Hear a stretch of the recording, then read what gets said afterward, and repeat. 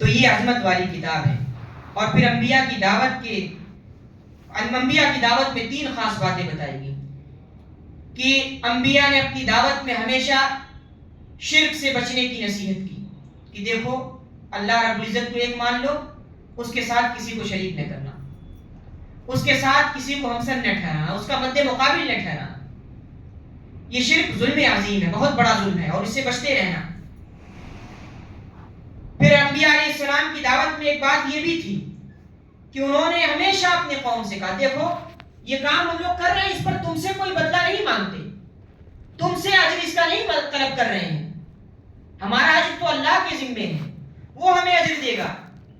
اور پھر کہا کہ ہمیں مسلمان رہنے کا حکم دیا گیا ہے، لہذا تم بھی اسلام کو اپنا لو. ہمیں کہا گیا ہے کہ ہم اللہ رب العزت کی اطاعت کریں، لہذا تم بھی اللہ رب العزت کی اطاعت کرو، اسی میں کامیابی ہے، اسی میں کامرانی ہے. پھر کفر کرنے والوں کے انکار کے مختلف پہلوؤں کو ذکر کیا. سب سے پہلے کافروں کو قائل کرنے کے مختلف دلائل دیے گئے، نشانیاں پیش کی گئی ان کے سامنے کہ دیکھو یہ اللہ رب العزت کی واحد ہونے کی گواہی دے رہے ہیں. کہاں ہو تم؟ عقل نہیں ہے تمہارے پاس کان ہے، تمہارے پاس آنکھیں ہیں، تمہارے پاس دل ہے، اس سے سوچو، اس سے دیکھو، اس سے سنو. پوری کائنات اللہ رب العزت کی نشانیوں سے بھری پڑی ہے، ان پر غور کرو. یہ بیجا نہیں بنا دی گئی کائنات، غور کرنے کے لیے آئی تاکہ اللہ رب العزت کی معرفت حاصل ہو. پھر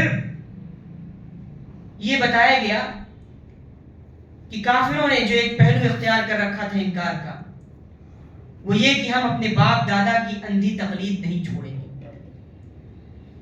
باپ دادا کا دین جو ہے وہی ہمارا بھی دین ہے، ہم اس کو چھوڑ نہیں سکتے. اگر چھوڑیں گے تو پھر ہمارا اثر اور رسوخ ختم ہو جائے گا. اور پھر نبوت کا انکار کرتے تھے، نبی ہی نہیں مانتے تھے. کہتے تھے اگر اللہ کو نبی بھیجنا ہوتا تو فرشتوں کو اتارتا، اللہ کو نبی بھیجنا ہوتا تو کسی بادشاہ کو نبی بناتا، کسی مالدار شخص کو نبی بناتا. اور کبھی کہتے کہ نبی نے قرآن مجید خود گڑھ لیا ہے. تو یہ مختلف پہلوؤں سے انکار کرتے تھے. پھر ان کے سامنے ایک چیلنج پیش کیا گیا. یہ لوگ جلدی مچاتے تھے اور بار بار کہتے تھے کہاں ہے وہ وعدہ؟ تم کہتے ہو عذاب آ جائے گا، تم کہتے ہو قیامت آ جائے گی، کب آئے گی؟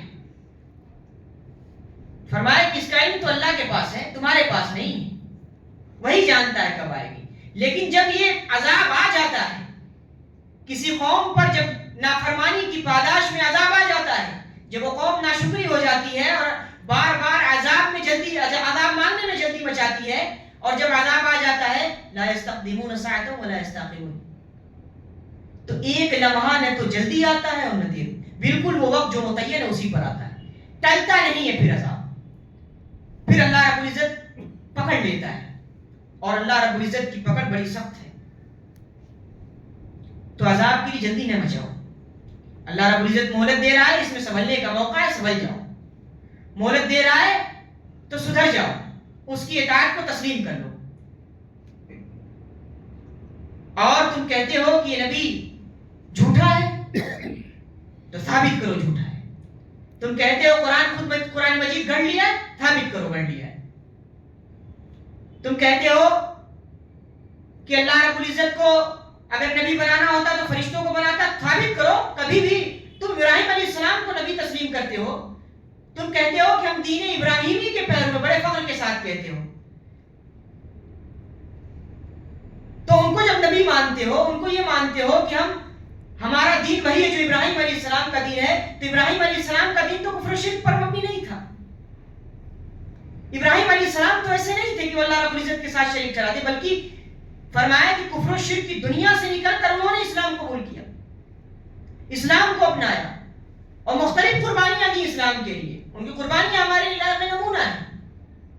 تو کہا کہ جب تم فخر کرتے ہو تم جیسا بنو، پھر وہ دین اختیار کرو جو ابراہیم علیہ السلام کا دین تھا. حنیفہ مسلمہ، یکسو تھے ابراہیم علیہ السلام، مسلم تھے، اللہ کے مطیع اور فرما بردار بندے تھے. پھر آخرت کے انجام سے ان کو ڈرایا گیا کہ دیکھو آج دنیا میں جو کچھ تم کر رہے ہو، کل قیامت کے دن اس کا بہت برا نتیجہ ہوگا اور بار بار عذاب علیم کا تذکرہ ہے. ایسا عذاب جس میں درد ہی درد ہوگا, وہ کم ہونے والا نہیں ہے. پھر یہ فرمایا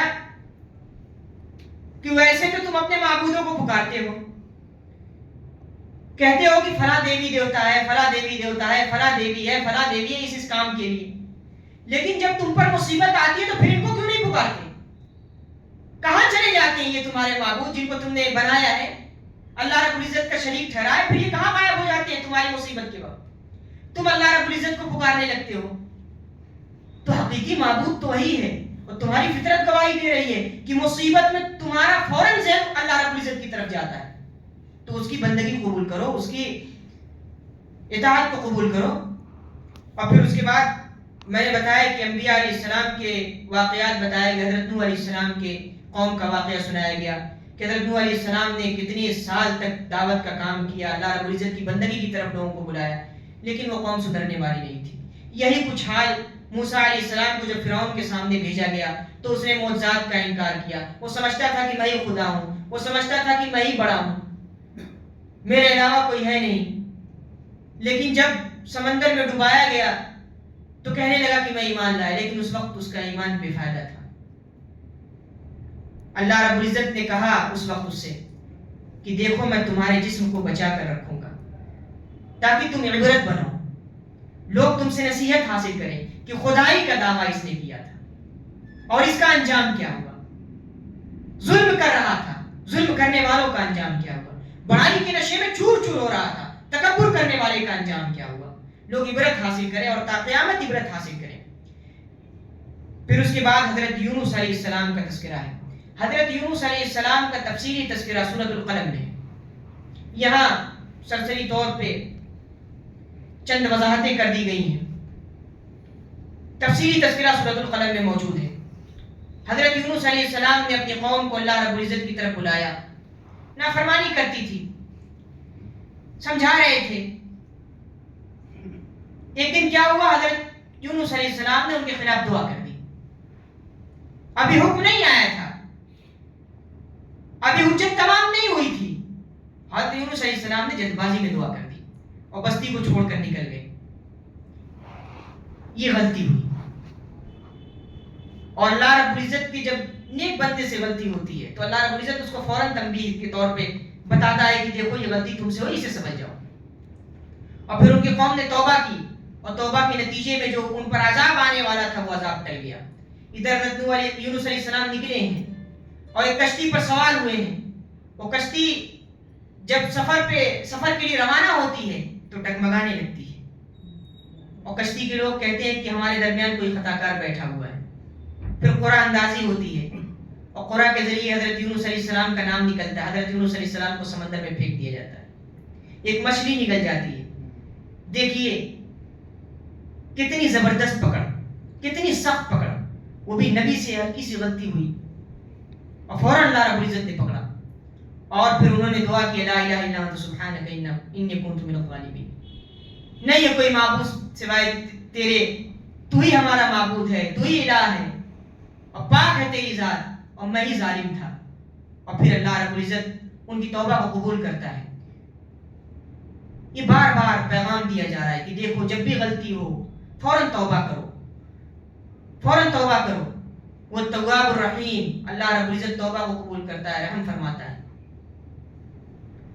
اللہ رب العزت سے دعا ہے کہ اللہ رب العزت ہمیں اور آپ کو قرآن مجید سمجھنے, اس پر عمل کرنے کی توفیق دے. آمین. باخر الدعوانا الحمدللہ.